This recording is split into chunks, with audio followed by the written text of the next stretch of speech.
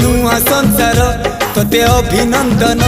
तो चल बाटरे झर फूल चंदन तो चल बाटरे झर फूल चंदन समयर चक्का भौरी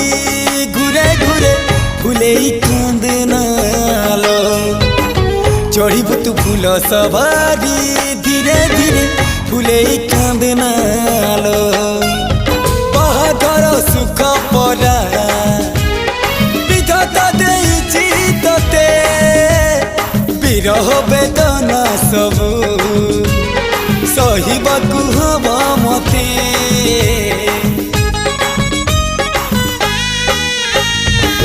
सिंथी तो रहेला सिंदूरी